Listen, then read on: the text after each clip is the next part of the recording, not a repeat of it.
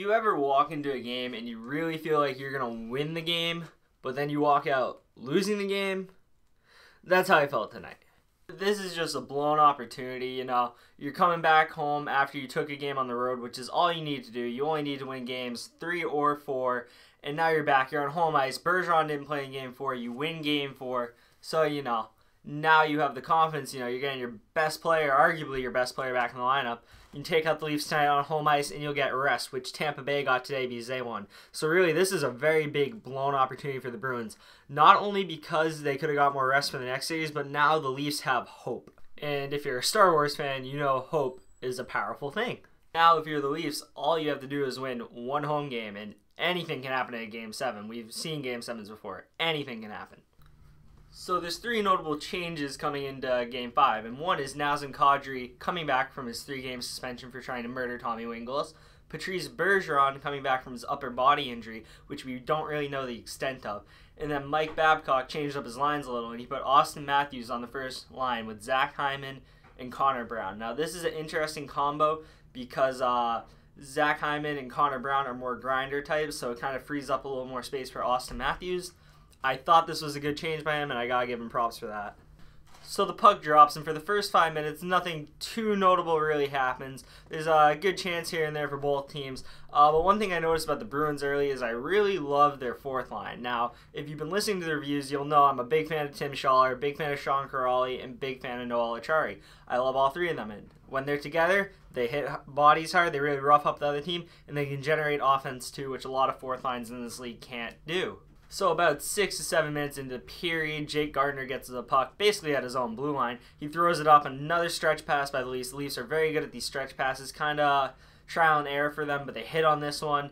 He hits up Zach Hyman, creates a breakout into the zone. Hyman slides it down to Austin Matthews. Austin Matthews wraps it around the net, tries to shove it home. He doesn't shove it home, but it pops up in the air, and Connor Brown is there to whack it out of midair, baseball style, and put it in to make the Leafs go up 1-0. Now, after watching the first 4 games of this series, I've realized a trend, and that's that the first team that scores has won every game. So after seeing the Leafs score this goal on our home ice, you know, I was thinking, wow, are we really going to drop this one at home? Now, I wasn't too worried because I really thought the Bruins had momentum coming into this game, and I thought even though this play kind of put a bump in their momentum, I thought they'd be able to bounce back, score, and I thought they'd be able to break the trend of the first goal wins the game. This hope, however, was extremely short-lived because Jake Gardiner, with another great stretch pass up to Nazem Kadri, enters the zone with Andreas Johnsson making a dart to the net, and it's against Chara and McAvoy. Now, McAvoy is going to cover Johnsson, you think. Nope. And Kadri hits him with a nice through pass, which is kind of like a soccer pass where you throw it around the defender and the guy goes and gets it. Andreas Johnsson picks it up, and with the momentum going against Rask, he finishes the backhand on Rask. I don't really blame Tuukka on this goal. I more so blame McAvoy because you have to make sure you either get a stick to that pass or you make it so Johnsson can't receive that pass. So this is bad by Charlie, and Charlie didn't have his best game at all tonight. So as a Bruins fan at this point, you're probably feeling a little nervous like I was. You know, we've let up 2 goals in around 10 minutes into the game. Momentum's not there, and you get a little nervous that Tuukka's confidence may be shaken even though these first 2 goals weren't necessarily his fault. So 6 minutes left in the first, a face-off in the Leafs zone. Rick Nash makes a great puck pickup, goes towards the slot, takes a shot, misses by a mile, gets his own rebound off the boards, and then gets slashed by Tyler Bozak. And this isn't really a bad slash by Bozak, but for some reason Rick Nash's stick, 2 times this happened tonight, broke on a slash. And when the refs see that the stick breaks, they almost always call it. So it's a weak call to go against the Leafs, but it's one they're always going to make because the stick breaks. On this power play, there's a few notable chances, such as Pastrnak hitting the post, which, you know, you cringe a little time every time you hear the iron. And Freddie Anderson making great stops on Tim Schaller and David Krejci from point blank deep in his own crease. But the Leafs had a good penalty kill here, and it would not be their only good penalty kill of the night. So there's 3 other notable events that happened before the first period ends. The first one being Rick Nash being robbed by Freddie Anderson on a good chance. The second is Torrey Krug shoving Mitch Marner to the ground. And Torrey Krug's not a big guy. It's just that Mitch Marner is a young, not fully developed body yet, and he gets shoved around easily. And you've noticed he's been the focal point of abuse for the Bruins because of how dynamic of a player he is. And the third, which was the most telling to me, is Travis Dermott from an off angle near the board slap shot hitting the post. Now this is concerning because Tuukka could see it the whole way. He just didn't get it, and he got lucky it wasn't a little more inside because it would have hit net and not post if it was.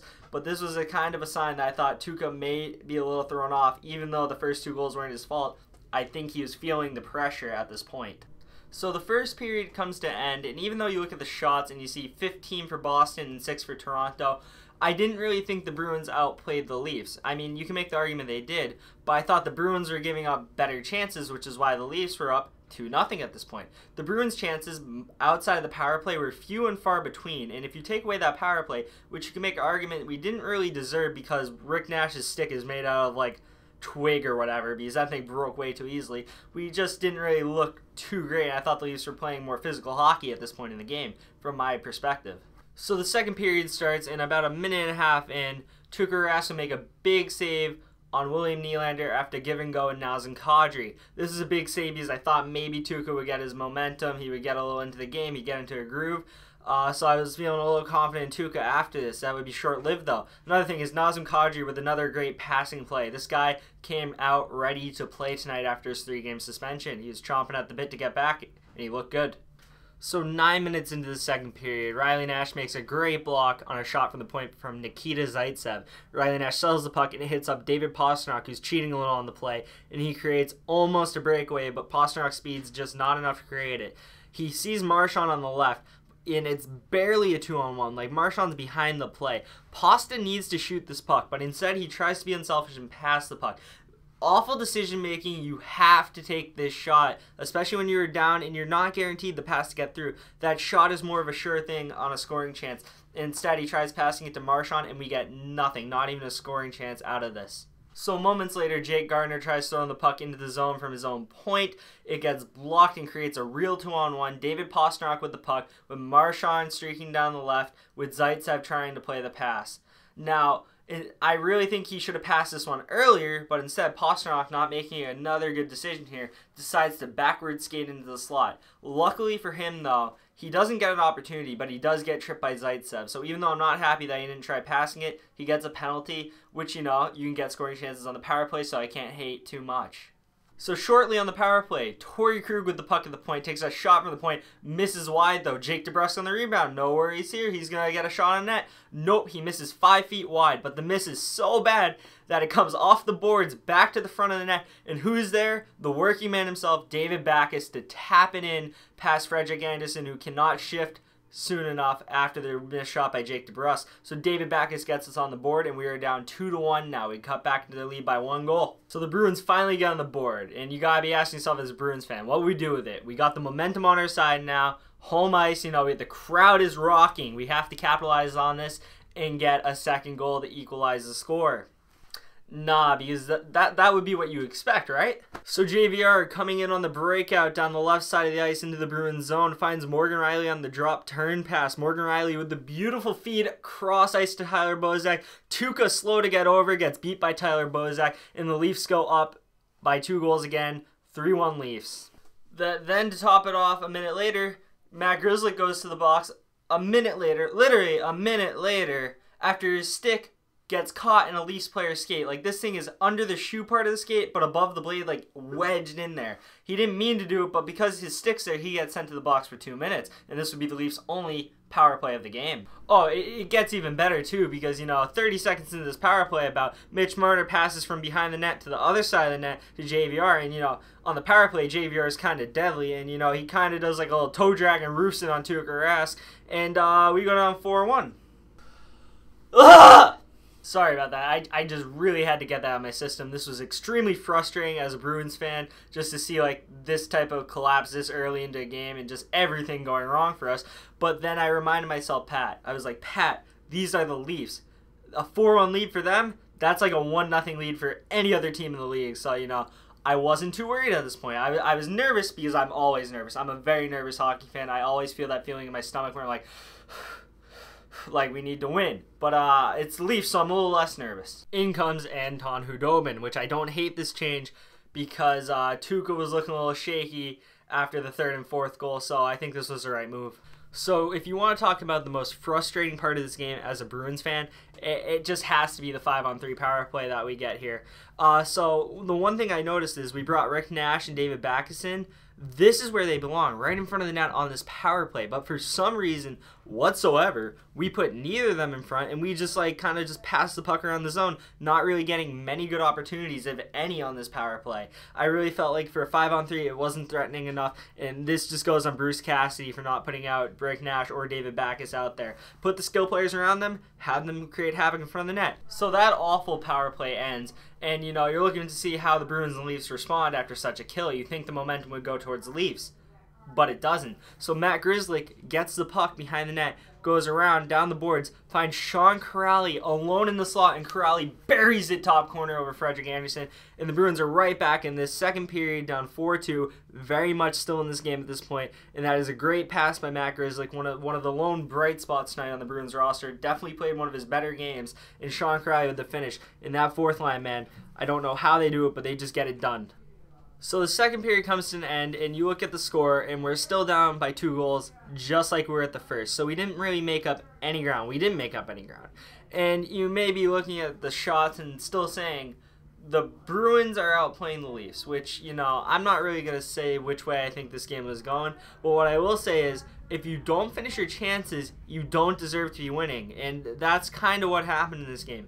The Bruins weren't finishing their chances, even though they had many of them up to this point, and they didn't deserve to be winning because they let the Leafs score on their chances, which the Leafs had a lot of good chances, which is why they scored on their quality chances. Their chances were of higher quality than the Bruins were.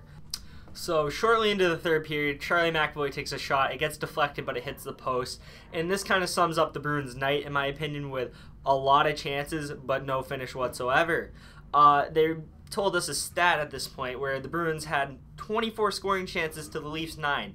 But like I said, the Leafs were putting theirs away, which is what matters at the end of the day. So a few minutes later, puck's dumped into the Leafs zone. Travis Dermott goes for it, but Noel Acciari goes around him and gets in front of him. And Travis Dermott rips down like that, elbow kind of in the face area, and drags him down. And this is a 2-minute minor on Dermott, which he deserved because that is clear as day holding. So another opportunity on the power play. Do we score on this one? Nah. So we finish this game 1 for 6 on the power play, and that's just unacceptable. It's really unacceptable with this many opportunities. The 5-on-3, as a Bruins fan, I don't know about you, but I am left wanting a lot more out of this power play unit. Maybe just put a body in front of the net like I suggested.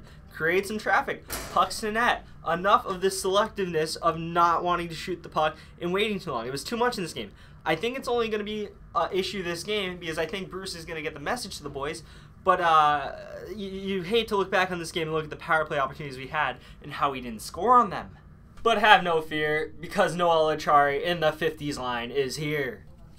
So Torrey Krug comes in from the point and slaps it. It goes behind the net. Tim Schaller picks it up. Working man Tim Schaller, that is, brings it to the front of the net. And Noel Acciari whacks it in on the rebound off Schaller's attempt from the back of the net, or pass, or whatever you want to call it. And Noel Acciari with the working man's goal on the working man's line.